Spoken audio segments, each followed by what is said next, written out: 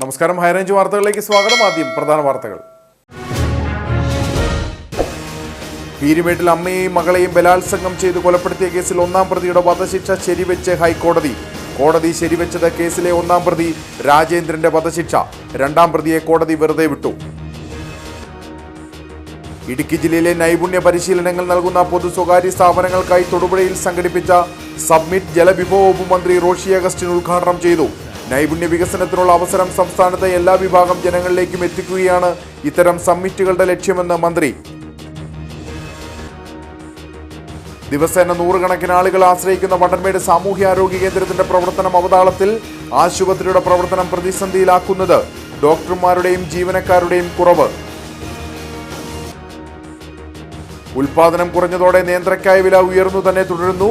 കിലോഗ്രാമിന് 64 മുതൽ 65 രൂപയാണ് മൊത്തവില. ഇപ്പോഴത്തെ വില വർധനവിന് കാരണം മൈസൂരുവിൽ നിന്നുൾപ്പെടെയുള്ള നേന്ത്രക്കായയുടെ വരവ് കുറഞ്ഞത്. വിശദമായ വാർത്തകൾ. പീരുമേട്ടിൽ അമ്മയെയും മകളെയും ബലാത്സംഗം ചെയ്ത് കൊലപ്പെടുത്തിയ കേസിൽ ഒന്നാം പ്രതിയുടെ വധശിക്ഷ ശരിവെച്ച് ഹൈക്കോടതി. കേസിലെ ഒന്നാം പ്രതി രാജേന്ദ്രന്റെ വധശിക്ഷയാണ് കോടതി ശരിവെച്ചത്. രണ്ടാം പ്രതിയെ കോടതി വെറുതെ വിട്ടു. 2007 കേസിനാസ്പദമായ സംഭവം നടന്നത്.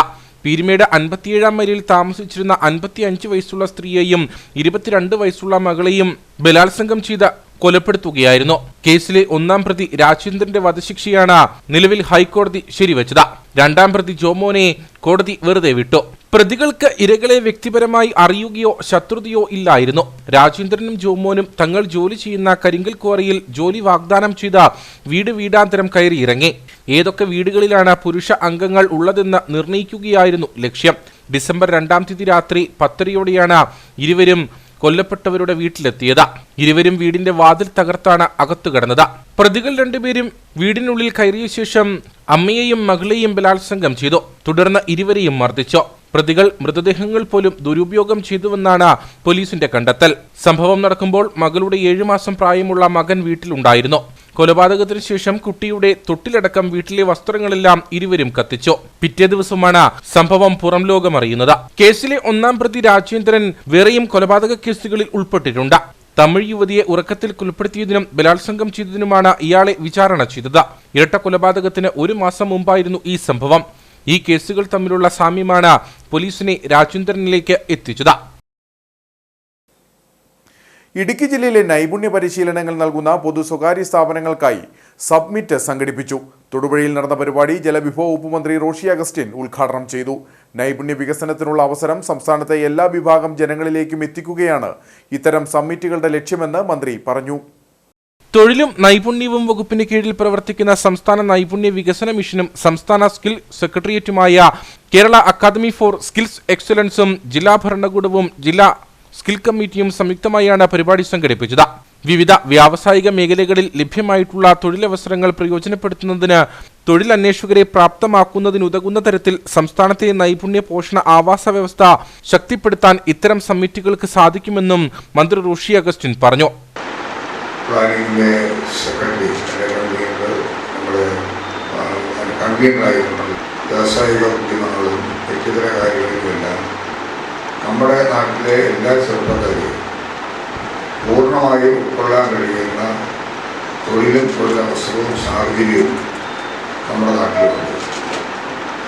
അതിൽ പക്ഷേ നമുക്ക് ആവശ്യം പോലെ ഉപയോഗിക്കാൻ കഴിയാതെ വരുന്നതിൻ്റെ പ്രധാന കാര്യം നല്ല അവയർനെസ്സിൻ്റെ കുറവ് ഒരു പ്രധാന കാരണമാണ്. എന്നാൽ ചില കാര്യത്തിൽ നല്ലവണ്ണം പുരോഗതി ആവശ്യമുണ്ട്. നമ്മുടെ രാജ്യത്ത് കോടിക്കണക്കിന് തൊഴിലവസരങ്ങളുണ്ട്. കാണുന്ന പ്രശ്നം അവിടെയില്ല. ആവശ്യമായ നിലയിൽ പ്രവർത്തിച്ചു വരാൻ കഴിയില്ല. നമ്മുടെ എഞ്ചിനീയേഴ്സിനെ എടുത്താൽ പോലും അതിന് വലിയ തോതിലുള്ള പ്രാധാന്യം നമ്മുടെ സമൂഹത്തിലുണ്ട്. അവസരങ്ങൾ വന്നുകൊണ്ടുള്ളതാണ് പ്രധാനപ്പെട്ട കാര്യം. സമ്മിറ്റിൽ ഇടുക്കി സബ് കളക്ടർ അനൂപ് ഖർഗ് അധ്യക്ഷനായിരുന്നു. ജില്ലയിലെ നൈപുണ്യ രംഗത്ത് പ്രവർത്തിക്കുന്ന സ്ഥാപനങ്ങൾക്ക് കേന്ദ്ര സംസ്ഥാന സർക്കാർ പദ്ധതികളെക്കുറിച്ചും ജില്ലയുടെ അഭ്യസ്ത വിദ്യരെക്കുറിച്ചുമുള്ള സമഗ്ര വിവരങ്ങൾ കൈമാറി. നൈപുണ്യ വികസന പദ്ധതിയിലേക്ക് നൈപുണ്യ വികസന പ്രൊജക്ടുകൾ സമർപ്പിക്കുന്നതിനുള്ള മാർഗരേഖകളും അത് വിലയിരുത്തുന്നതിനുള്ള മാനദണ്ഡങ്ങളെക്കുറിച്ചും സമ്മിറ്റിൽ വിശദമായി സെഷനുകൾ നടന്നു. കേസ് സിഇഒ TV വിനോദ്, ജില്ലാ planning officer Deepa Chandran, KASE skill convergence manager P Anoop എന്നിവർ സംസാരിച്ചു. ദിവസേന നൂറുകണക്കിന് ആളുകൾ ആശ്രയിക്കുന്ന വണ്ടൻമേട് സാമൂഹ്യാരോഗ്യ കേന്ദ്രത്തിന്റെ പ്രവർത്തനം അവതാളത്തിൽ. ഡോക്ടർമാരുടെയും ജീവനക്കാരുടെയും കുറവ് മൂലം ആശുപത്രിയുടെ പ്രവർത്തനം നിലച്ച മട്ടിലാണ്. അസിസ്റ്റന്റ് സർജൻ ഉൾപ്പെടെ 6 ഡോക്ടർമാർ വേണ്ട സാമൂഹികാരോഗ്യ കേന്ദ്രത്തിൽ നിലവിൽ 2 താൽക്കാലിക ഡോക്ടർമാർ മാത്രമാണ് ഡ്യൂട്ടിയിലുള്ളത്. 2020 ബ്ലോക്ക് ലെവൽ കുടുംബാരോഗ്യ കേന്ദ്രം എന്ന നിലയിൽ ഉയർത്തിയ പുറ്റടിയിലെ ഗവൺമെന്റ് ആശുപത്രിയുടെ അവസ്ഥ ഇപ്പോൾ പ്രാഥമിക ആരോഗ്യ കേന്ദ്രത്തിനും താഴെയാണ്. കഴിഞ്ഞ വർഷം നിരവധി പ്രതിഷേധങ്ങളും ജനകീയ സമരങ്ങളും നടന്നതിന്റെ ഫലമായി കൂടുതൽ ഡോക്ടർമാരെ ആശുപത്രിയിൽ നിയമിച്ചെങ്കിലും ഇപ്പോൾ വീണ്ടും പഴയ അവസ്ഥയിലേക്ക് എത്തി. മെഡിക്കൽ ഓഫീസറുടെ ചാർജുള്ള ഡോക്ടർ പ്രസവാവധിയായതിനാൽ മാസങ്ങളായി പകരം സംവിധാനം ഏർപ്പെടുത്തിയിട്ടില്ല. അസിസ്റ്റന്റ് സർജൻ ഉൾപ്പെടെ കുറഞ്ഞത് 6 ഡോക്ടർമാരെങ്കിലും വേണ്ട സ്ഥാനത്ത് നിലവിൽ താൽക്കാലിക ജീവനക്കാരായ 2 ഡോക്ടർമാർ മാത്രമാണ് ഉള്ളത്. 300ഓളം രോഗികൾ ദിവസേന OPയിൽ ചികിത്സയ്ക്ക് എത്തുന്നുണ്ട്. ആശുപത്രിയോടുള്ള ആരോഗ്യവകുപ്പിന്റെ അവഗണനയ്ക്കെതിരെ വീണ്ടും ശക്തമായ ജനകീയ പ്രതിഷേധ പരിപാടികൾ സംഘടിപ്പിക്കുമെന്ന് HMC അംഗം ഷാജി രാമനാട്ട് പറഞ്ഞു. ചക്കുവള്ളം, മണ്ടൻമേട്, കരുണാപുരം ഈ 3 പഞ്ചായത്തുകളിലുള്ള സാധാരണക്കാരായ രോഗികൾക്കും ഒരു അത്യാഹിതം വന്നു കഴിഞ്ഞാൽ ഇവിടെയാണ് വരേണ്ടത്. ഇവിടെ പ്രസവം മുതൽ പോസ്റ്റ്മോർട്ടം മുതൽ ഇങ്ങനെ പലവിധമായ കാര്യങ്ങൾ ഈ ഹോസ്പിറ്റലിൽ ഇതിനു മുമ്പ് നടന്നിട്ടുണ്ട്. പക്ഷേ ഇപ്പോഴത്തെ സാഹചര്യത്തിൽ ഇവിടെ ഒന്നും തന്നെ നടക്കുന്നില്ല. രോഗികൾ വന്ന് മണിക്കൂറുകളോളം ഇരുന്ന് കഴിഞ്ഞാൽ തന്നെ ഒരു ഡോക്ടറിൻ്റെ സേവനം കിട്ടുന്നില്ല. 35-40ഓളം മറ്റ് സേവനം അനുഷ്ഠിക്കുന്ന മറ്റ് ആൾക്കാർ ഇവിടെ ഉണ്ട്. ആ അനുഷ്ഠിക്കുന്ന ആൾക്കാർ അതുവഴി ഇതുവഴി ഓടി നടക്കുന്നതല്ലാതെ ഡോക്ടർമാരുടെ സേവനം ജനങ്ങൾക്ക് കിട്ടുന്നില്ല എന്നുള്ളത് വളരെ ഇതൊരു ദൗർഭാഗ്യകരമായൊരു വ്യവസ്ഥയാണ്. ഈ അവസ്ഥയ്ക്ക് ഒരു മാറ്റം വരുന്നതിന് വേണ്ടി അധികാരികൾ ശ്രദ്ധ ചെലുത്തണം. ഇല്ലെങ്കിൽ ഇവിടുത്തെ ജനകീയ സംവിധാനത്തിൽ കൂടി ഞങ്ങൾ സമരപരിപാടിയിലോട്ട് ഇറങ്ങും എന്നുള്ള കാര്യം അറിയിച്ചു. ലക്ഷങ്ങൾ ചിലവഴിച്ച് ആശുപത്രിയിൽ നവീകരണ പ്രവർത്തനങ്ങൾ നടത്തുകയും പുതിയതായി 1ലധികം കെട്ടിടങ്ങൾ പണിയുകയും ചെയ്തിട്ടുണ്ട്. എന്നാൽ ഇതിന് ആനുപാതികമായി ആശുപത്രിയുടെ പ്രവർത്തനം വിപുലപ്പെടുത്തുകയോ ആവശ്യത്തിന് ഡോക്ടർമാർ അടക്കമുള്ള ജീവനക്കാരെ നിയമിക്കുകയോ ചെയ്യാൻ ആരോഗ്യവകുപ്പ് തയ്യാറാകാത്തതിൽ പ്രതിഷേധം ശക്തമാണ്. കഴിഞ്ഞ ഫെബ്രുവരിയിലാണ് ആശുപത്രിയിലെ പുതിയ OP ബ്ലോക്കിന്റെയും ഐസൊലേഷൻ വാർഡിന്റെയും ഉദ്ഘാടനം നടന്നത്. 7 ഡോക്ടർമാരുടെ സേവനം ഉറപ്പാക്കിക്കൊണ്ട് 24 മണിക്കൂർ പ്രവർത്തിക്കുന്ന ആശുപത്രിയാക്കി വണ്ടൻമേട് സാമൂഹിക ആരോഗ്യ കേന്ദ്രത്തെ മാറ്റുമെന്ന അന്നത്തെ യോഗത്തിൽ MLA അടക്കമുള്ളവർ ഉറപ്പു നൽകിയതാണ്. എന്നാൽ ഇതിനുശേഷം 1 വർഷമാകാറായിട്ടും യാതൊരു നടപടിയും ഉണ്ടായിട്ടില്ല. ഉൽപാദനം കുറഞ്ഞതോടെ നേന്ത്രക്കായ വില ഉയർന്നു തന്നെ തുടരുന്നു. കിലോഗ്രാമിന് 64 മുതൽ 65 രൂപ വരെയാണ് മൊത്തവില. 76 മുതൽ 80 രൂപ വരെയാണ് ചില്ലറ വില. മൈസൂരുവിൽ നിന്നുൾപ്പെടെയുള്ള നേന്ത്രക്കായയുടെ വരവ് കുറഞ്ഞതാണ് ഇപ്പോഴത്തെ വില വർധനവിന് കാരണം.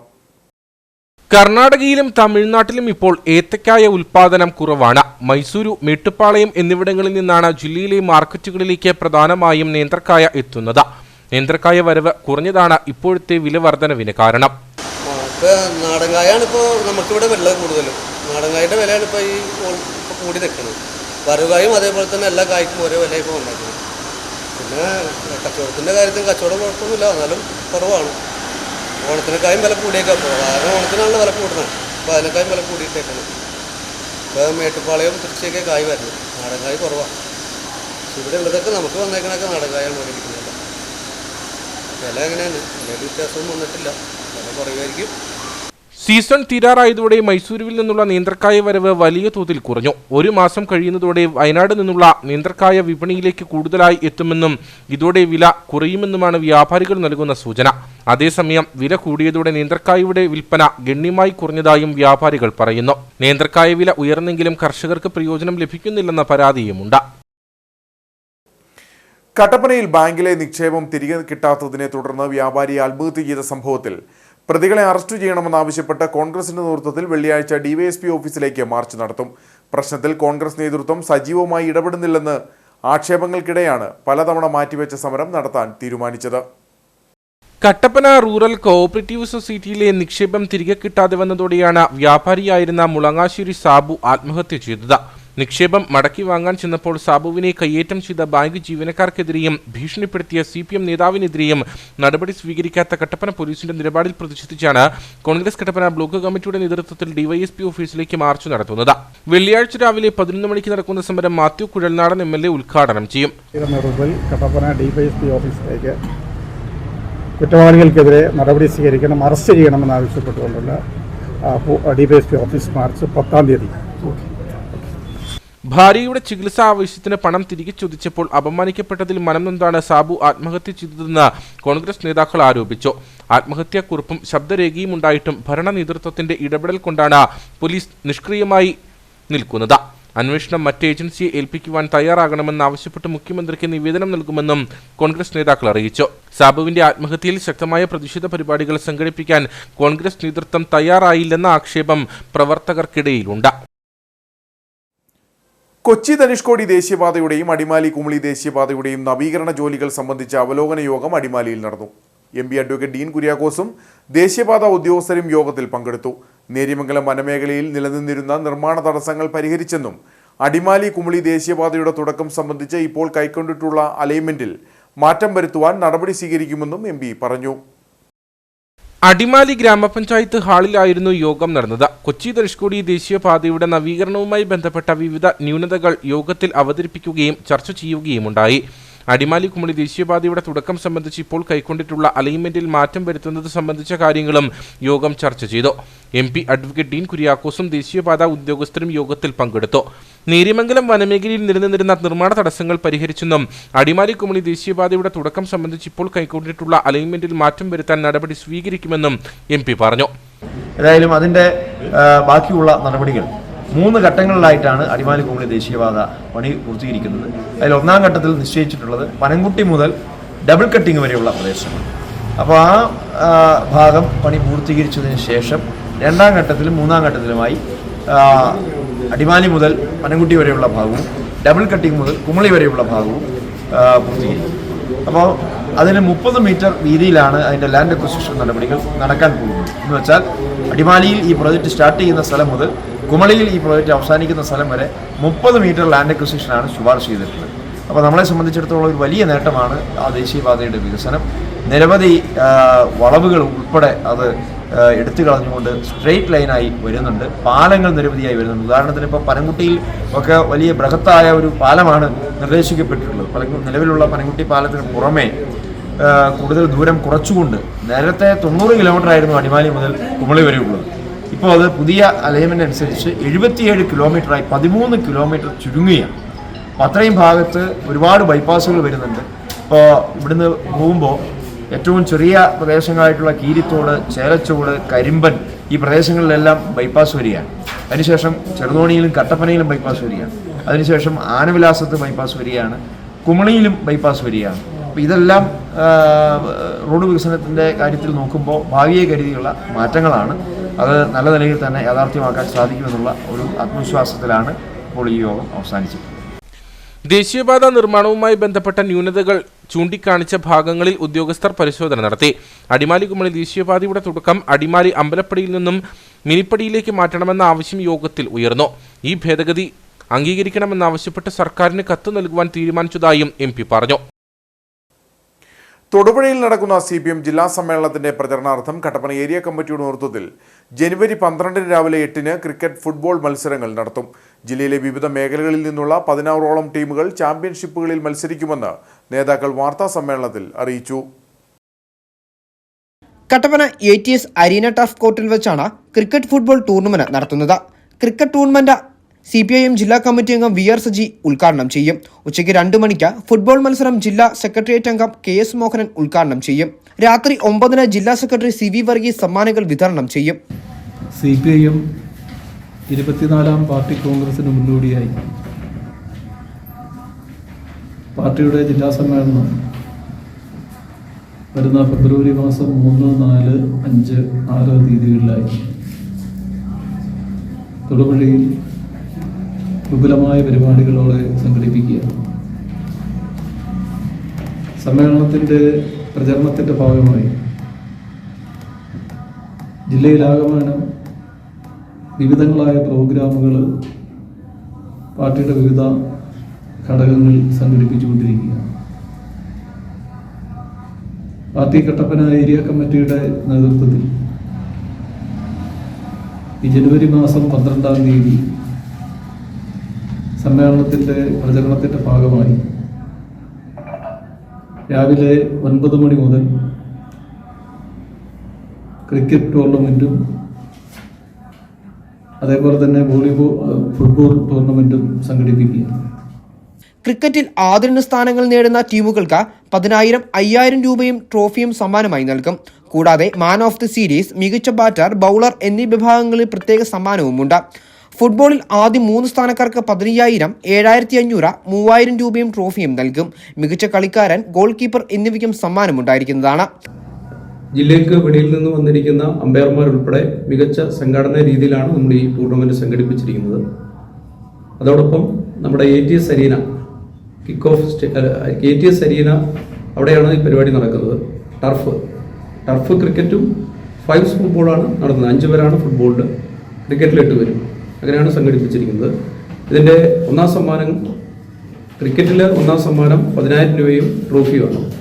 രണ്ടാം സമ്മാനം 5,000 രൂപയും ട്രോഫിയും. കൂടാതെ man of the series, best batsman, best bowler ഈ അവാർഡുകൾ നമുക്ക് കൊടുക്കുന്നുണ്ട്. അതുപോലെ ഫുട്ബോളിലെ ഫസ്റ്റ് പ്രൈസ് 15,000 രൂപയും ട്രോഫിയും, സെക്കൻഡ് പ്രൈസ് 7,500 രൂപയും ട്രോഫിയും, തേർഡ് പ്രൈസ് 3,000 രൂപയും ട്രോഫിയുമാണ്. കൂടാതെ best goalkeeper, best player of award ഇതെല്ലാം നമ്മൾ ഈ ടൂർണമെന്റിനോടനുബന്ധിച്ച് കൊടുക്കുന്നുണ്ട്. വാർത്താ സമ്മേളനത്തിൽ chairman Mathew George, convener Lijo B Baby, treasurer Tomy George, രക്ഷാധികാരി MC ബിജു, PB ഷാജി എന്നിവർ പങ്കെടുത്തു. മലയോര ഹൈവേയുടെ നിർമ്മാണത്തിന്റെ മറവിൽ പെരിയാറിന്റെ തീരപ്രദേശങ്ങളിൽ വ്യാപകമായി മണ്ണ് നിക്ഷേപിക്കുന്നതായി പരാതി. ചപ്പാത്ത് മുതൽ പരപ്പ് വരെയുള്ള ഭാഗങ്ങളിൽ ടൺ കണക്കിന് മണ്ണാണ് പെരിയാറ്റിലേക്ക് നിക്ഷേപിച്ചിരിക്കുന്നത്. വിഷയത്തിൽ അടിയന്തര നടപടികൾ സ്വീകരിക്കണമെന്നാണ് ആവശ്യം. മലയോര ഹൈവേയുടെ നിർമ്മാണം നടക്കുന്ന ചപ്പാത്ത് മുതൽ പരപ്പ് വരെയുള്ള ഭാഗങ്ങളിലാണ് വ്യാപകമായി പെരിയാറിനോട് ചേർന്ന തീരപ്രദേശങ്ങളിൽ മണ്ണ് തള്ളിയിരിക്കുന്നത്. മലയോര ഹൈവേയുടെ നിർമ്മാണം തുടങ്ങിയപ്പോൾ മുതൽ ഇത്തരത്തിൽ പല ഭാഗങ്ങളിലും ടൺ കണക്കിന് മണ്ണാണ് പെരിയാറ്റിലേക്ക് തള്ളുന്നത്. ആലടി ടൗണിനോട് ചേർന്ന ഭാഗം, ആലടി ഗേറ്റ്, പരപ്പ് ഭാഗം തുടങ്ങിയ പ്രദേശങ്ങളിൽ ഇത്തരത്തിൽ വലിയ രീതിയിലുള്ള മണ്ണ് മാഫിയകൾ പ്രവർത്തിക്കുന്നതായും പെരിയാറിനെ തകർക്കുന്ന രീതിയിലുള്ള പ്രവർത്തനമാണ് നടക്കുന്നതെന്നും നാട്ടുകാർ ആരോപിച്ചു. തീരദേശത്ത് മുഴുവൻ എവിടെ നിന്നൊക്കെ എടുത്ത കുറേ മണ്ണുകൾ കൊണ്ടുവന്ന് ടണ്ണ് കണക്കിന് മണ്ണ് കൊണ്ടുവന്ന് തീരദേശത്ത് കൊണ്ടുവന്ന് ഡംപ് ചെയ്തിരിക്കുക. പെരിയാറിനെതിരെ യാതൊരു ഉപാധിയുമില്ലാതെ ഈ മണ്ണൊക്കെ തള്ളുന്നതിന് സർക്കാർ ചില നിർദ്ദേശങ്ങളൊക്കെ കൊടുത്തുകൊണ്ടാണ് ഒരു റോഡ് നിർമ്മാണം നടത്തുന്നത്. ആ നിർദ്ദേശമൊന്നും പാലിക്കുന്ന കാര്യത്തിനകത്ത് മലയോര ഹൈവേയോ അതുമായി ബന്ധപ്പെട്ടുള്ള ഉദ്യോഗസ്ഥന്മാരുടെ ഇടപെടലുണ്ടായിട്ടില്ല. അങ്ങനെ ഉണ്ടായിരുന്നെങ്കിൽ തീർച്ചയായിട്ടും നല്ല. നമുക്കറിയാം, മുല്ലപ്പെരിയാർ ഡാമിന്റെ സുരക്ഷാ ഭീഷണി നിൽക്കുന്ന മുല്ലപ്പെരിയാറിന്റെ താഴ്വശത്ത് ചപ്പാത്ത് മുതൽ ഇങ്ങോട്ടുള്ള പ്രദേശം അതീവ ഗുരുതരാവസ്ഥയിലുള്ള പ്രതിസന്ധി, പ്രാദേശിക പ്രശ്നം ഉണ്ടായിക്കൊണ്ട് അവിടെ ശക്തമായ വെള്ളമൊഴുക്ക് വന്നാൽ ഈ വെള്ളം ഈ മൺതിട്ടയിൽ ഇടിച്ചിട്ട് തൊട്ടടുത്ത സമയപ്രദേശത്തേക്ക് കൂടുതലായിട്ട് വെള്ളം പ്രവേശിക്കുകയും അങ്ങനെ കൃഷിതരണങ്ങളും മനുഷ്യനും വാസയോഗ്യമായ സ്ഥലങ്ങളെല്ലാം പ്രതിസന്ധിയിലാകും. ഇതൊക്കെ പലതവണ നമ്മൾ ചൂണ്ടിക്കാണിക്കപ്പെട്ടെങ്കിലും യാതൊരു വിലയും, ഒരു പുല്ല് വിലയാണ് ഉദ്യോഗസ്ഥന്മാരുടെ ഭാഗത്തുനിന്നുണ്ടായിട്ടുള്ളത്. ഉണ്ടാകും പരപ്പും മുതൽ അങ്ങോട്ട് കിടക്കുന്ന പ്രദേശം മുഴുവൻ പല സ്ഥലത്തും മണ്ണ് തള്ളുകയും അതിന് തീരപ്രദേശം കെട്ടി ആ മണ്ണ് ഫില്ല് ചെയ്യുകയും ചെയ്യുന്ന സാഹചര്യം ഉണ്ടാകുമ്പോൾ ഇവിടുത്തെ ഉദ്യോഗസ്ഥന്മാർ, റവന്യൂവിൻ്റെയും ബന്ധപ്പെട്ട റോഡിന്റെ സുരക്ഷാ മേഖല പരിശോധിക്കേണ്ട ഉദ്യോഗസ്ഥന്മാരും ഒക്കെ മാറി നിൽക്കുമ്പോൾ ഇവിടെ ഒരു പാവപ്പെട്ടവൻ ഒരു ചെറിയ വീട് വെച്ചാൽ അത് തട്ടിപ്പൊളിച്ച് കളയുന്നതിന് യാതൊരു ലോഭവുമില്ല. അത് ഉദ്യോഗസ്ഥന്മാർ വാങ്ങി വരുന്ന സാഹചര്യമുണ്ട്. ഇപ്പൊ ഇതിൽ നമ്മൾ മനസ്സിലാക്കേണ്ടത് ഇവിടുത്തെ ജനങ്ങളെ സംരക്ഷിക്കാനോ ജനങ്ങളുടെ സുരക്ഷത ഉറപ്പുവരുത്താനോ ജനങ്ങൾക്ക് വേണ്ടിയോ അല്ല ഈ പദ്ധതികൾ മുഴുവൻ നടപ്പാക്കുന്നതെന്ന് വളരെ സ്പഷ്ടമായ വ്യക്തമായ കാര്യങ്ങളാണ്. ഇതിന് പരിഹാരമുണ്ടാകണം. ഉദ്യോഗസ്ഥരുടെ ഒത്താശയോടെ നടക്കുന്ന ഇത്തരം മാഫിയ പ്രവർത്തനങ്ങൾക്കെതിരെ ശക്തമായ നടപടികൾ ബന്ധപ്പെട്ട അധികൃതർ സ്വീകരിക്കണമെന്നും നാട്ടുകാർ ആവശ്യപ്പെട്ടു. മൂന്നാറിൽ വീണ്ടും അനധികൃത വഴിയോര വിൽപ്പനശാലകൾക്കെതിരെ നടപടി. പള്ളിവാസൽ പഞ്ചായത്ത് പരിധിയിൽ വരുന്ന 2-ാം മൈലിലടക്കം ദേശീയപാതയോരത്ത് പ്രവർത്തിച്ചു വന്നിരുന്ന വഴിയോര കച്ചവടശാലകൾ നീക്കം ചെയ്തു. വൻ പോലീസ് സന്നാഹത്തോടെയായിരുന്നു ഒഴിപ്പിക്കൽ. മൂന്നാറിലും പരിസര പ്രദേശങ്ങളിലുമുള്ള വഴിയോര വിൽപ്പനശാലകൾ നാളുകൾക്ക് മുമ്പ് നീക്കം ചെയ്തിരുന്നു. പിന്നീട് ഒഴിപ്പിക്കലിനെതിരെ രാഷ്ട്രീയ സമ്മർദ്ദമേറിയതോടെ നടപടികൾ നിർത്തിവെച്ചു. മൂന്നാറിലെ അനധികൃത വഴിയോര വിൽപ്പനശാലകൾ ഒഴിപ്പിക്കുന്നതുമായി ബന്ധപ്പെട്ട് പിന്നീട് ചില കോടതി നിർദ്ദേശങ്ങളും ഉണ്ടായി. ഇതിനുശേഷമാണ് ഇപ്പോൾ വീണ്ടും അനധികൃത വഴിയോര വിൽപ്പനശാലകൾക്കെതിരെ നടപടി സ്വീകരിച്ചിട്ടുള്ളത്. പള്ളിവാസൽ പഞ്ചായത്ത് പരിധിയിൽ വരുന്ന 2-ാം മൈലിലടക്കം ദേശീയപാതയോരത്ത് പ്രവർത്തിച്ചു വന്നിരുന്ന വഴിയോര കച്ചവടശാലകൾ നീക്കം ചെയ്തു.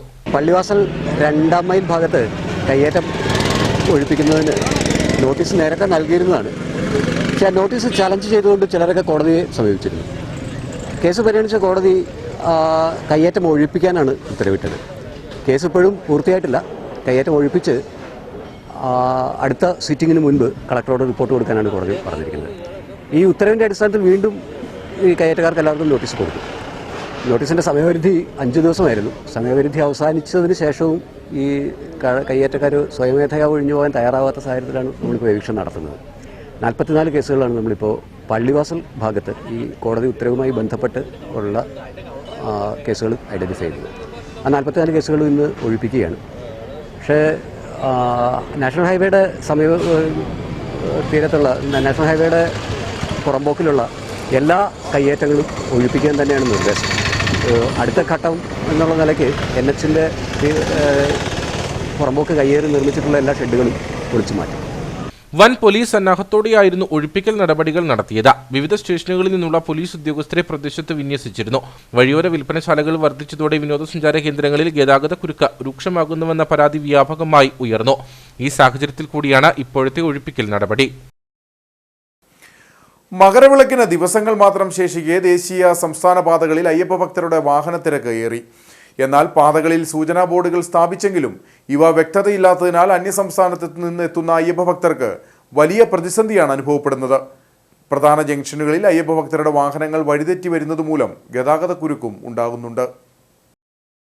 ശബരിമല തീർത്ഥാടകർ കടന്നുപോകുന്ന പ്രധാന പാതയായ കമ്പംമട്ട് പുളിയന്മല കട്ടപ്പന പാതയിലാണ് ഏറ്റവും കൂടുതൽ പ്രതിസന്ധി ഉണ്ടാകുന്നത്. ഇവിടെ ചില ഭാഗങ്ങളിൽ സൂചന മുന്നറിയിപ്പ് ബോർഡുകൾ ഉണ്ടെങ്കിലും ഇവയൊന്നും വ്യക്തമല്ല. ഇതുമൂലം തീർത്ഥാടകർ വഴിതെറ്റി ടൗണിലേക്കും മറ്റു പ്രധാന ഹൈവേകളിലേക്കും എത്തുന്നത് ഗതാഗതക്കുരുക്കിനും ഇടയാക്കുന്നു.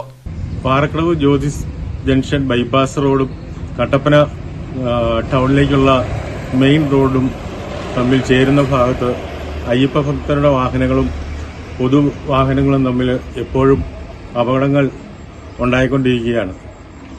അതിൻ്റെ പ്രധാന കാരണം എന്തെന്ന് ചോദിച്ചു കഴിഞ്ഞാൽ പാറക്കടവിൽ നിന്നും ജ്യോതിസ്പടി ബൈപ്പാസ് ജംഗ്ഷൻ വഴിയാണ് നമ്മുടെ അയ്യപ്പൻ വണ്ടികൾ തിരിച്ചു വിട്ടുകൊണ്ടിരുന്നത്. അവിടെ ഒരു നല്ലൊരു സൈഡ് ബോർഡ് പോലും ഇല്ല. നേരത്തെ പോലീസുകാരുണ്ടായിരുന്നു, ഇപ്പോൾ അതുമില്ല. അതുകൊണ്ട് വണ്ടികൾ ടൗൺ ഭാഗത്തേക്ക് കയറി പോകുന്നു. അത് കഴിഞ്ഞാണ് അവരറിയുന്നത് അതിലേ വഴിയില്ല പോകേണ്ടത്, ഇപ്പുറത്ത് വഴിക്കാണ് പോകേണ്ടത്, ബൈപ്പാസ് വഴിയാണ് പോകേണ്ടത് എന്നറിഞ്ഞുകൊണ്ട് പുളിയമ്മല ഇറങ്ങി വരുന്ന വണ്ടികൾ ഒറ്റച്ചവിട്ടി ചവിട്ടുന്നു. മിക്കവാറും ദിവസങ്ങളിൽ പല വണ്ടികളിലും തട്ടലും മുട്ടലും ഉണ്ടാകുന്നു. അങ്ങനെ ട്രാഫിക് ജാം ഉണ്ടാകുന്നു. അതിന് ഒരു ശാശ്വതമായ പരിഹാരം ഉണ്ടാകണമെന്ന് ഈ പ്രദേശവാസിയായി ഞാൻ അഭ്യർത്ഥിക്കുന്നു. പാതയിൽ മുൻവർഷങ്ങളെ അപേക്ഷിച്ച് തീർത്ഥാടകർക്ക് വിരിവയ്ക്കുന്നതിനുള്ള സൗകര്യങ്ങൾ പരിമിതമാണ്. ഇതും പ്രതിസന്ധി സൃഷ്ടിക്കുന്നു. കൂടാതെ പ്രധാന പാതയിൽ നിന്നും ബൈപ്പാസ് റോഡിലേക്ക് തിരിയുന്ന ഭാഗങ്ങളിൽ മുൻ വർഷങ്ങളിൽ പോലീസ് ഉദ്യോഗസ്ഥരെ നിയമിച്ചിരുന്നു. എന്നാൽ ഇത്തവണ അതുമുണ്ടായില്ല. ഇതും തീർത്ഥാടകരുടെ വാഹനങ്ങൾ വഴിതെറ്റുന്നതിന് കാരണമാകുന്നുണ്ട്. നേര്യമംഗലം ഹൈഡ്രോ ഇലക്ട്രിക് പദ്ധതിയുടെ ഭാഗമായ കല്ലാറുകുട്ടി അണക്കെട്ടിൽ വീണ്ടും വെള്ളം നിറഞ്ഞു. കഴിഞ്ഞ ഡിസംബർ 27-നായിരുന്നു അണക്കെട്ടിലെ വെള്ളം പൂർണ്ണമായി വറ്റിച്ചത്. അണക്കെട്ടിൽ ടണലിനു മുമ്പിൽ ഘടിപ്പിച്ചിരിക്കുന്ന ട്രാഷ് റാക്ക് മാറ്റി സ്ഥാപിക്കുന്ന ജോലികൾക്കായിട്ടായിരുന്നു സ്ലൂയിസ് വാൽവ് തുറന്ന് അണക്കെട്ടിലെ വെള്ളം പൂർണ്ണമായും ഒഴുക്കിക്കളഞ്ഞത്. അണക്കെട്ടിൽ ടണലിന് മുമ്പിൽ ഘടിപ്പിച്ചിരിക്കുന്ന ട്രാഷ് റാക്ക് കാലപ്പഴക്കത്തെ തുടർന്ന് മാറ്റി സ്ഥാപിക്കേണ്ടുന്ന ജോലികളായിരുന്നു നടത്തേണ്ടതായുള്ളത്. ഇതിനായിട്ടായിരുന്നു കഴിഞ്ഞ ഡിസംബർ 27-ന് അണക്കെട്ടിന്റെ സ്ലൂയിസ് വാൽവ് തുറന്ന് അണക്കെട്ടിലെ വെള്ളം പൂർണ്ണമായി ഒഴുക്കിക്കളഞ്ഞത്. ഇതിനുശേഷം അറ്റകുറ്റപ്പണികൾ നടത്തി. പണികൾ പൂർത്തീകരിച്ചതോടെയാണ് ഡാമിൽ വീണ്ടും വെള്ളം നിറച്ചത്. 1961-ലാണ് കല്ലാർകുട്ടി അണക്കെട്ട് കമ്മീഷൻ ചെയ്തത്. ഇവിടെ നിന്നും നേര്യമംഗലം ജലവൈദ്യുത നിലയത്തിലേക്ക് വെള്ളം എത്തിക്കുന്ന ടണൽ മുഖത്തെ ട്രാഷ് റാക്ക് അക്കാലത്ത് സ്ഥാപിച്ചതാണ്. ഇടയ്ക്കിടെ തകരാറിലാകുന്ന ട്രാഷ് റാക്കിന്റെ അറ്റകുറ്റപ്പണികൾ നടത്തുക മാത്രമാണ് ഇതുവരെ ചെയ്തിരുന്നത്. കാലഹരണപ്പെട്ട ട്രാഷ് റാക്ക് മാറ്റി പുതിയത് സ്ഥാപിക്കുന്ന നടപടികൾ ആദ്യമായാണ് നടത്തിയത്. അണക്കെട്ടിൽ ധാരാളമായി മണലും ചെളിയും വന്നടിഞ്ഞിരിക്കുന്നതിനാൽ ഏറ്റവും താഴ്ഭാഗത്തെ ട്രാഷ് റാക്കുകൾ മാറ്റി സ്ഥാപിക്കുന്ന ജോലികൾ പൂർത്തീകരിക്കാൻ കഴിഞ്ഞില്ല. മണലും ചെളിയും നീക്കുന്ന മുറയ്ക്ക് ഈ ജോലികൾ പൂർത്തീകരിക്കാനാണ് ലക്ഷ്യമിട്ടിട്ടുള്ളത്.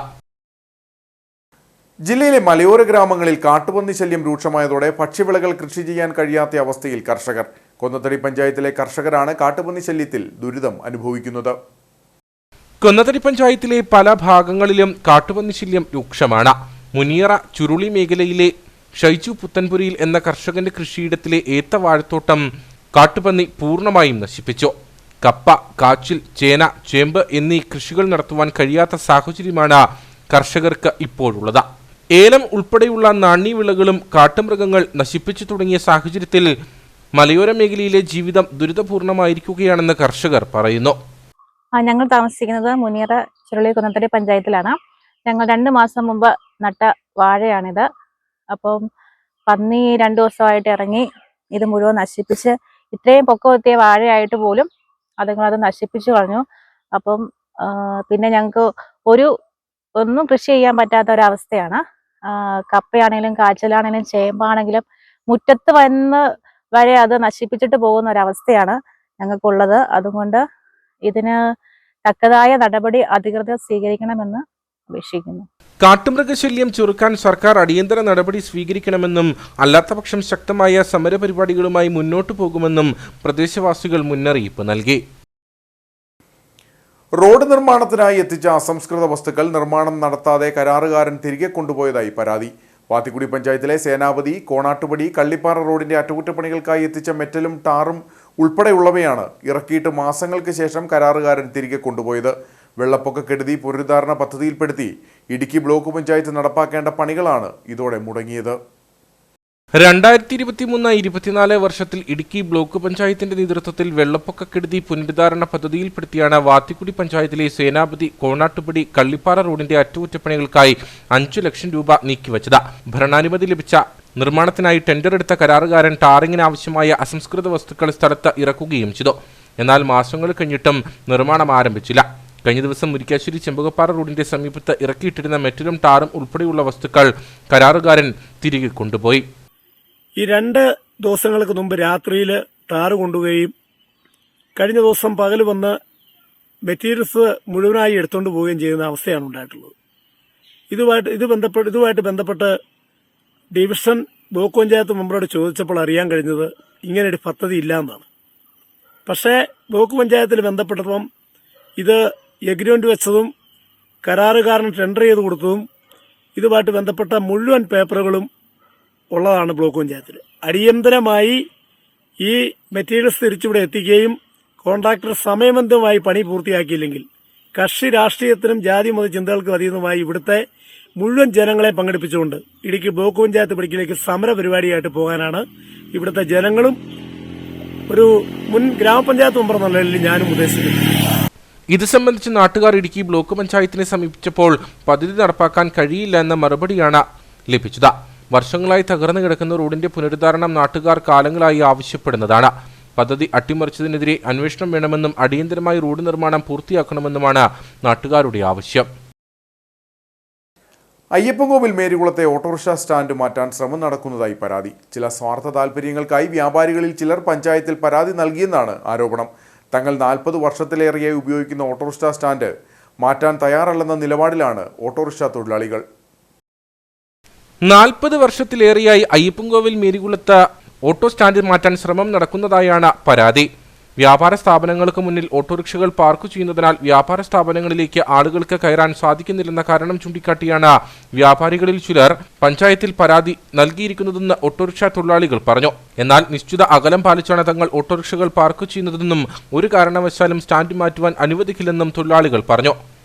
കാലങ്ങളായിട്ട് ഇവിടെ ഓട്ടോ സ്റ്റാൻഡ് ഇവിടെ ഉള്ളതാണ്. ഈ കെട്ടിടങ്ങൾ ഉണ്ടാകുന്നതിന് മുമ്പിലും ഇവിടെ സ്റ്റാൻഡ് ഉണ്ടായിരുന്നതാണ്. ഈ മാറ്റാനുള്ള നീക്കത്തെ ഞങ്ങൾ ശക്തമായി എതിർക്കുന്നു. വിവാഹ ആഘോഷ ചടങ്ങുകൾക്കായി ഇവിടുത്തെ ഓഡിറ്റോറിയത്തിലെത്തുന്ന ആളുകൾ അലക്ഷ്യമായി വാഹനങ്ങൾ പാർക്ക് ചെയ്യുന്നതാണ് മേഖലയിലെ പ്രശ്നത്തിന് കാരണമെന്നും ഓട്ടോറിക്ഷ തൊഴിലാളികൾ പറഞ്ഞു. ഈ സ്റ്റാൻഡ് ഞങ്ങൾ വഴിയിട്ടില്ലെന്നും പറഞ്ഞുകൊണ്ട് ഇവിടെ പഞ്ചായത്തിൽ മർച്ചൻ്റ് അസോസിയേഷൻ്റെ ആൾക്കാരെ പരാതി കൊടുക്കുകയും ഇവിടെ നമ്മുടെ ഓട്ടോ സ്റ്റാൻഡ് മാറ്റാനുള്ള ഒരു നീക്കത്തിലാണ്. അതിന് ഓട്ടോറിക്ഷ തൊഴിലാളികളെല്ലാം ഒന്നടങ്കം നിന്നുകൊണ്ട് ഒറ്റക്കെട്ടായി നിന്നുകൊണ്ട് ഇതിനെ നേരിടുമെന്ന് മാത്രമേ പറയാനുള്ളൂ. ഈ റോഡുകളിൽ നിന്ന് നമ്മൾ മാക്സിമം ഒതുക്കിയാണ് വണ്ടി ഇട്ടേക്കുന്നത്. അങ്ങനെ ഈ കട്ടപ്പന മുനിസിപ്പാലിറ്റിയിൽ റോഡുകളിൽ സൈഡിൽ കിടക്കുന്ന വണ്ടികളൊക്കെ ഉണ്ടല്ലോ, അവരും എല്ലാവരും സഹകരിച്ച് പോകുന്നതല്ലേ. അതേപോലെ സഹകരിച്ച് ഇവിടെ 2 കൂട്ടരും സഹകരിച്ച് പോകുന്നു. 10-15 വണ്ടിക്കാർ ജീവിത പ്രശ്നം കളഞ്ഞിട്ട് വ്യാപാരികളുടെ കാര്യങ്ങൾ മാത്രം നോക്കിയിട്ട് കാര്യമുണ്ട്. ഇത്രയും വണ്ടിക്കാരുള്ള എല്ലാവരും അവരവരുടെ വ്യാവസായ കടകളിലോട്ട് ഇടവേണമെന്ന് പറയുമ്പോൾ വണ്ടി വഴിയിട്ട് കൊടുക്കുന്നതുമാണ്. പിന്നെ ചില മതം വന്ന് ഈ വണ്ടി ഇടയ്ക്ക് ചിലപ്പം വേറെ മറ്റുള്ള വണ്ടികൾ വന്ന് വഴി അടച്ചിടുമ്പോഴാണ് ഈ തടസ്സങ്ങൾ നേരിടുന്നത്. അത് നമ്മുടെ ചാനലിലെ വണ്ടികളൊന്നും അല്ല, ഇവിടെ ഉള്ളവർ അറിയാവുന്നവരെല്ലാവരും അത് കറക്റ്റായിട്ട് വഴിയിട്ട് കൊടുക്കുന്നതാണ്.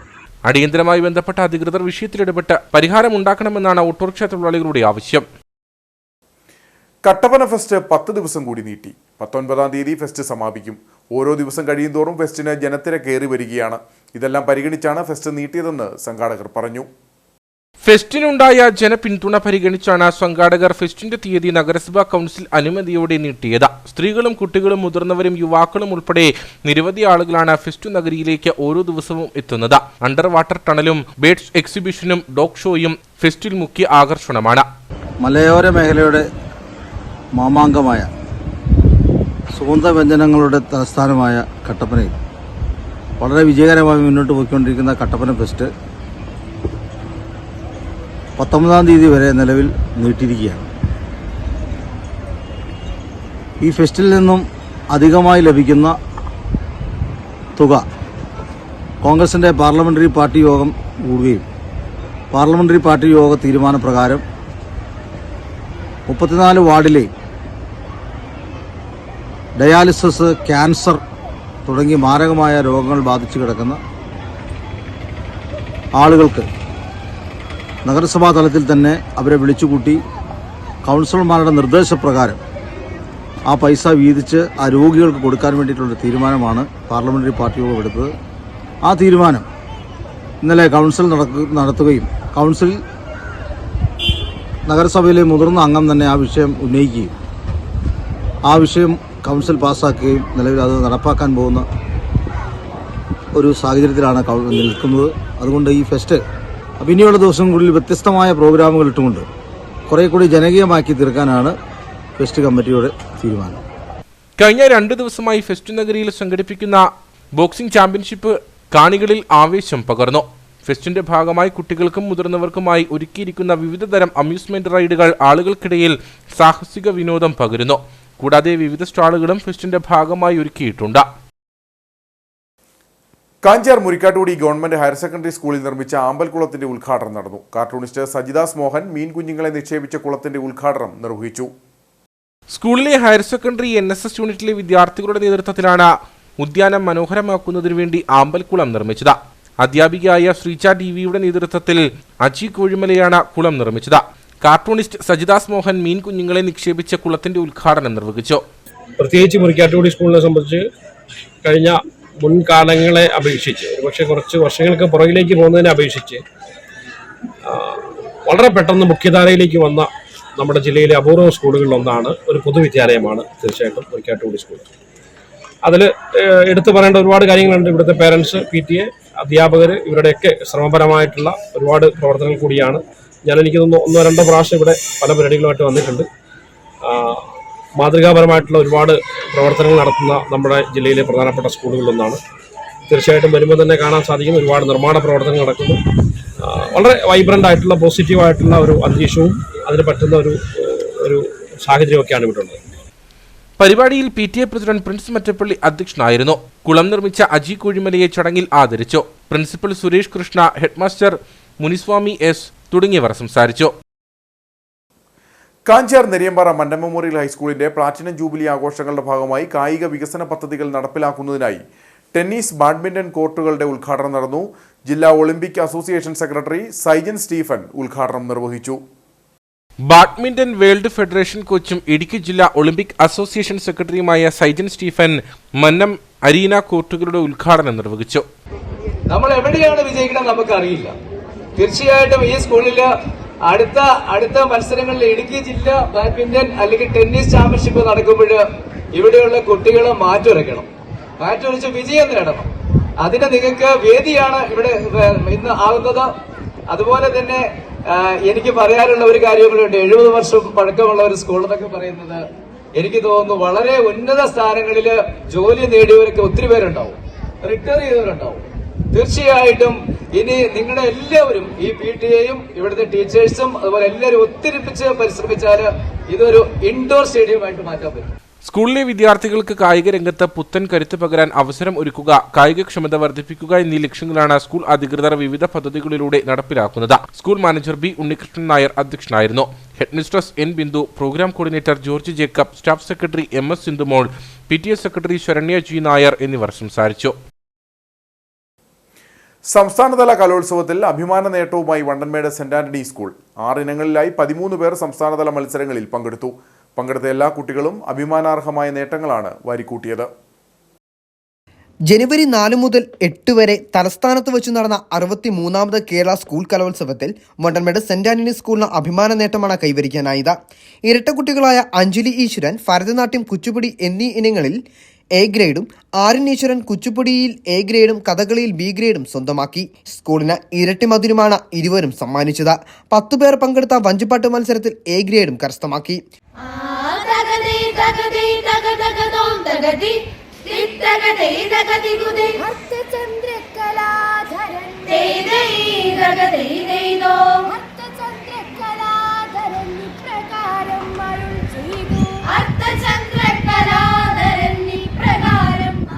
ഇംഗ്ലീഷ് കവിതാരചനയിൽ സുവിഷ ജിജോ ബി ഗ്രേഡും കരസ്ഥമാക്കി.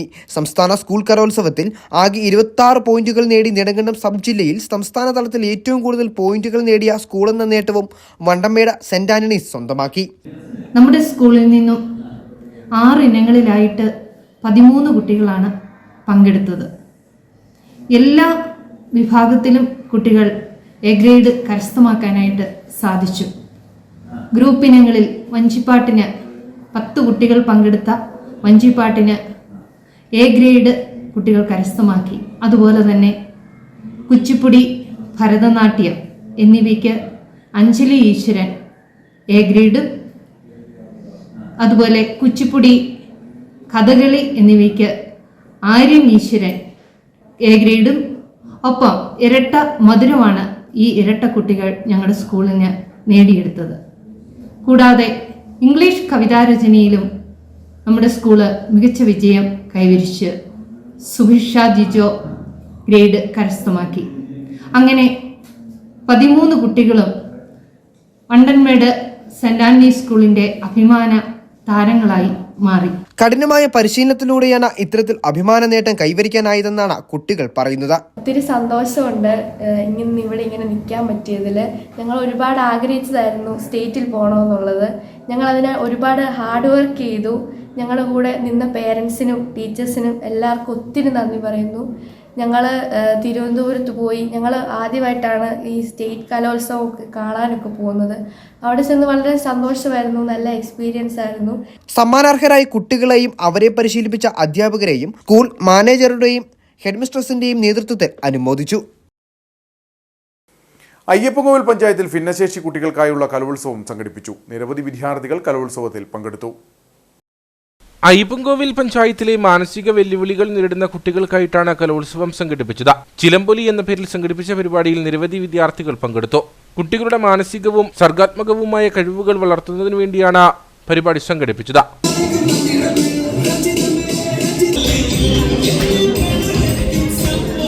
അയ്യപ്പൻകോവിൽ വനിതാ സാംസ്കാരിക നിലയത്തിൽ സംഘടിപ്പിച്ച പരിപാടിയിൽ ഗ്രാമപഞ്ചായത്ത് അംഗങ്ങൾ ഉൾപ്പെടെ നിരവധി ആളുകൾ പങ്കെടുത്തു.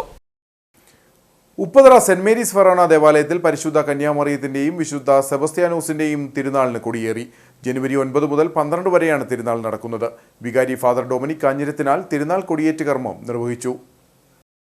മരിയൻ തീർത്ഥാടന കേന്ദ്രവും 1928 സ്ഥാപിതമായതുമായ ഹൈറേഞ്ചിലെ ആദ്യ കുടിയേറ്റ ദേവാലയങ്ങളിലൊന്നാണ് ഉപ്പതറ സെന്റ് മേരീസ് ഫെറോന ദേവാലയം. ഇടവക വികാരി ഫാദർ ഡൊമിനിക് കാഞ്ഞിരത്തിനാൽ കൊടിയേറ്റുകർമ്മം നിർവഹിച്ചതോടെ തിരുനാൾ ആഘോഷങ്ങൾക്ക് തുടക്കമായി. കാറ്റിന്റെ ചെറുകളിൽ സഞ്ചരിക്കുന്ന ബലവാനായ ദൈവമേ, ഞങ്ങൾ അങ്ങേ ആരാധിക്കുന്നു. അങ്ങയുടെ മഹത്വത്തിനും വിശുദ്ധരുടെ ബഹുമാനത്തിനുമായി ഞങ്ങൾ ഉയർത്തുന്ന ഈ പതാക പിതാവിന്റെയും പുത്രന്റെയും പരിശുദ്ധാത്മാവിന്റെയും നാമത്തിൽ ആശീർവദിക്കണമേ. ഈ പതാക വണങ്ങുന്നവർക്കെല്ലാം അങ്ങയുടെ സഹായം ലഭിക്കുമാറാകട്ടെ, ഇപ്പോഴും എപ്പോഴും എന്നേക്കും.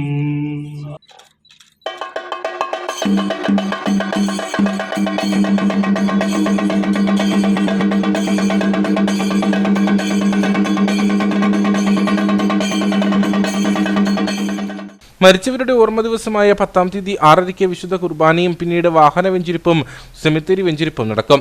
11-ാം തീയതി ശനിയാഴ്ച വൈകിട്ട് 4 മണിക്ക് ആഘോഷമായ വിശുദ്ധ കുർബാനയ്ക്ക് ശേഷം ഉപ്പുതറ കുരിശടിയിലേക്ക് പ്രദക്ഷിണവും തുടർന്ന് ആകാശവിസ്മയവും ഉണ്ടാകും. 12-ാം തീയതി 10 മണിക്ക് ആഘോഷമായ വിശുദ്ധ കുർബാന നടക്കും. വൈകിട്ട് നടക്കുന്ന ഗാനമേളയോടെ തിരുനാൾ ആഘോഷങ്ങൾ സമാപിക്കും. വികാരി ഫാദർ ഡൊമിനിക് കാഞ്ഞിരത്തിനാൽ, അസിസ്റ്റന്റ് വികാരി ഫാദർ വർഗീസ് പൊട്ടുകുളം, കൈക്കാരന്മാരായ അരുൺ പൊടിപാറ, സണ്ണി പാറയിൽ, ഷിനോജ് പാഴിയാങ്കൽ, ജോയി പുളിമുട്ടിൽ എന്നിവരുടെ നേതൃത്വത്തിലാണ് തിരുനാൾ ആഘോഷങ്ങൾ നടക്കുക. ഇനി നേർക്കാഴ്ചയിലേക്ക്.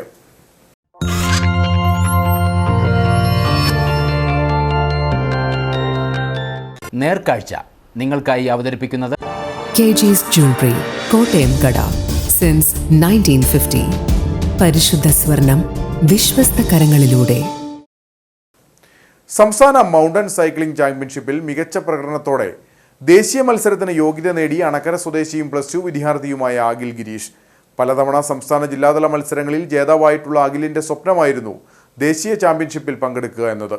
എന്നാൽ ഇതിന് തടസ്സമായി നിൽക്കുന്നത് മത്സരിക്കാനുള്ള സൈക്കിളിന്റെ ഭാരിച്ച വിലയാണ്. കുറഞ്ഞത് 2.5 ലക്ഷം രൂപയെങ്കിലും വില വരുന്ന സ്പോർട്സ് സൈക്കിൾ സ്പോൺസർ ചെയ്യാൻ തയ്യാറായി ആരെങ്കിലും മുന്നോട്ട് വരുമെന്ന പ്രതീക്ഷയിലാണ് ഈ കായിക താരം. 4 വർഷക്കാലമായി സൈക്ലിംഗ് രംഗത്ത് അഖിലും സഹോദരൻ അർജുനും ചേറ്റുകുഴി നവജീവൻ സൈക്ലിംഗ് ക്ലബ്ബിൽ നിന്നും പരിശീലനം നേടുന്നുണ്ട്. ഇടുക്കി സൈക്ലിംഗ് അസോസിയേഷന്റെ പരിശീലകനായ രാജേഷ് PK ശിക്ഷണത്തിൽ വിവിധ സൈക്ലിംഗ് മത്സരങ്ങളിൽ പങ്കെടുത്ത ജില്ലാ സംസ്ഥാന തലത്തിൽ വിജയിക്കുകയും ചെയ്തു. ദേശീയ അന്തർദേശീയ മത്സരങ്ങളിൽ പങ്കെടുക്കുക എന്നത് അഖിലിന്റെ സ്വപ്നമായിരുന്നു. കഴിഞ്ഞ ദിവസം തൊടുപുഴ ഇടവെട്ടിയിൽ നടന്ന 21ാമത് സംസ്ഥാന മൗണ്ടൻ സൈക്ലിംഗ് ചാമ്പ്യൻഷിപ്പിൽ ഇടുക്കി ജില്ലയിൽ നിന്നും മത്സരിച്ച അഖിൽ ഗിരീഷ് 4ാമനായി ദേശീയ മത്സരത്തിൽ പങ്കെടുക്കാനുള്ള യോഗ്യത നേടി. എന്നാൽ പൂനെയിൽ വെച്ച് നടക്കുന്ന ദേശീയ ചാമ്പ്യൻഷിപ്പിലേക്ക് യോഗ്യത നേടിയപ്പോൾ മത്സരിച്ച് വിജയിക്കുവാൻ അനുയോജ്യമായ ഒരു സൈക്കിൾ ഇല്ല എന്നത് പ്രതിസന്ധിയായിരിക്കുകയാണ്. ചുരുങ്ങിയത് 2.5 ലക്ഷം രൂപയെങ്കിലും വില വരുന്ന സൈക്കിൾ സ്വന്തം നിലയിൽ വാങ്ങുവാൻ കഴിയാത്തതിന്റെ ബുദ്ധിമുട്ടിലാണ് ഇവർ. എൻ്റെ മകൻ അഖിൽ ഗിരീഷ് ഒരു 4 വർഷക്കാലമായിട്ട് ഈ സൈക്ലിംഗ് മേഖലയിൽ തുടർന്ന് വരികയാണ്. അഖിലും അർജുനും 2 കുട്ടികളുണ്ട്. എനിക്ക് 2 പേരും സൈക്ലിസ്റ്റുകളാണ്. കഴിഞ്ഞ കൊറോണ കാലഘട്ടത്തിൽ ഇതുപോലെ നാഷണൽ ലെവലിലേക്ക് ലഭിച്ചിട്ട് ആ സമയമായതുകൊണ്ട് പോകാൻ സാധിച്ചില്ല. അതുപോലെ തന്നെ കഴിഞ്ഞ വർഷവും റോഡ് സൈക്ലിങ്ങിൽ 5ാം സ്ഥാനം ലഭിച്ചു. അതിലും നല്ലൊരു സൈക്കിള് റോഡ് സൈക്കിൾ ഇല്ലാത്തതിനാൽ കഴിഞ്ഞ വർഷം പോകാനായിട്ട് സാധിച്ചില്ല. ഇപ്രാവശ്യം തൊടുപുഴ ഇടവെട്ടിയിൽ മാർത്തോമ റബ്ബർ എസ്റ്റേറ്റിൽ വെച്ച് നടന്ന സൈക്ലിംഗ് ചാമ്പ്യൻഷിപ്പിൽ 21ാമത് സൈക്ലിംഗ് ചാമ്പ്യൻഷിപ്പിൽ MTB മത്സരത്തിൽ നാഷണൽ ലെവലിലേക്ക് അഖിലിനെ തിരഞ്ഞെടുത്തിട്ടുള്ളതാണ്. അടുത്ത മാർച്ചിലാണ് പറഞ്ഞിരിക്കുന്നത് നാഷണൽ മത്സരം. അതിലേക്ക് പോകുന്നതിന് ഒരു നല്ല സൈക്കിള് ഇല്ലാത്തതിൻ്റെ ഒരു പ്രശ്നം ഇപ്പം നിലനിൽക്കുകയാണ്. പിന്നെ തൊടുപുഴ കഴിഞ്ഞ മത്സരത്തിൽ പോലും സ്റ്റേറ്റ് ലെവലിൽ മത്സരിച്ചത് അവിടുത്തെ സന്മനസ്സുള്ള നല്ലവരായ എല്ലാ സുഹൃത്തുക്കളുടെയും അവരുടെ കൂടെ സൈക്കിൾ ചവിട്ടിയ കുട്ടികളുടെ എല്ലാവരുടെയും സപ്പോർട്ടും അതുപോലെ തന്നെ അവിടെ സൈക്കിൾ ചവിട്ടുന്നതിന് വേണ്ടിയിട്ട് ഒരു സൈക്കിൾ കൊടുത്ത് സഹായിച്ച അസി എന്ന് പറയുന്ന ഒരു നല്ല മഹത് വ്യക്തി, അവരുടെ എല്ലാവരുടെയും സപ്പോർട്ടും സഹകരണത്തോടും കൂടിയാണ് അഖിലിന് ഈ ലെവലിലേക്ക് എത്തപ്പെടാനായിട്ട് സാധിച്ചത്. സൈക്കിൾ സ്പോൺസർ ചെയ്യാൻ തയ്യാറായുള്ള ആളുകളെ കണ്ടെത്തി ദേശീയ ചാമ്പ്യൻഷിപ്പിൽ പങ്കെടുക്കണമെന്ന ആഗ്രഹത്തിലാണ് അഖിലും കുടുംബവും. ആർമിയിൽ നിന്ന് രാജ്യത്തിനു വേണ്ടി സേവനം അനുഷ്ഠിക്കുക എന്നതാണ് അഖിലിന്റെ ലക്ഷ്യം. അപ്പോൾ ഈ കഴിഞ്ഞ മത്സരത്തിൽ എനിക്ക് നാഷണൽ സെലക്ഷൻ കിട്ടിയിരുന്നു. അപ്പോൾ അതിന് പങ്കെടുക്കാനായിട്ട് നല്ലൊരു സൈക്കിൾ ഇല്ലാത്തതിനാൽ അതിൻ്റെ ഒരു കുറവുണ്ട് എനിക്ക്. അപ്പോൾ 2-3 വർഷം എനിക്കിതുപോലെ നാഷണൽ ചാൻസ് കിട്ടിയിരുന്നു. അപ്പോൾ ആ നാഷണലിൽ പങ്കെടുക്കാൻ വേണ്ടി നല്ലൊരു സൈക്കിൾ ഇല്ലായിരുന്നു. അപ്പോൾ ഈ വർഷം ഒരു ചാൻസ് കിട്ടി. അപ്പോൾ സൈക്കിൾ ഇല്ലാത്തതിനാൽ ഇങ്ങനെ നിൽക്കുകയാണ് നാഷണലിലേക്ക് selection. Vandanmedu MES higher secondary സ്കൂളിലെ +2 വിദ്യാർത്ഥിയാണ് അഖിൽ.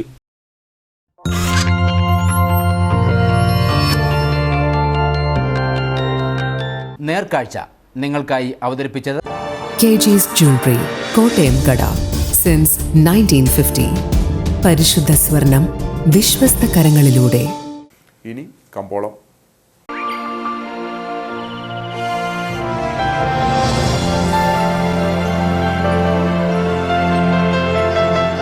കമ്പോളം നിങ്ങൾക്കായി അവതരിപ്പിക്കുന്നത് KG's Jewelry, കോട്ടയം കട.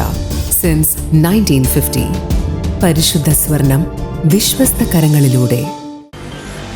RNS സ്പൈസസ് ഏലക്ക ലേല വിവരം. ആകലോട്ട് 312, വിൽപ്പനയ്ക്ക് വന്നത് 81,578, വിൽപ്പന നടന്നത് 79,647, കൂടിയ വില 4,511, ശരാശരി വില 3,114. കട്ടപ്പന കമ്പോളം.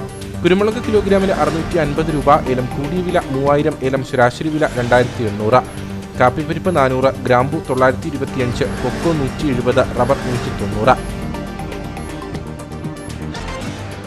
സ്വർണം വെള്ളി വിപണി. സ്വർണ്ണം ഗ്രാമിന് 7,260 രൂപ, വെള്ളി 100.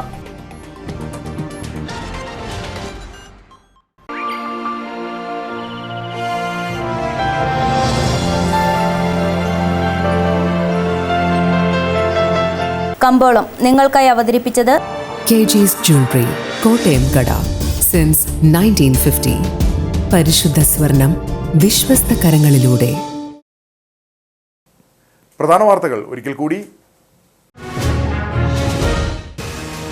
പീരുമേട്ടിൽ അമ്മയെയും മകളെയും ബലാത്സംഗം ചെയ്ത് കൊലപ്പെടുത്തിയ കേസിൽ ഒന്നാം പ്രതിയുടെ വധശിക്ഷ ശരിവെച്ച് ഹൈക്കോടതി.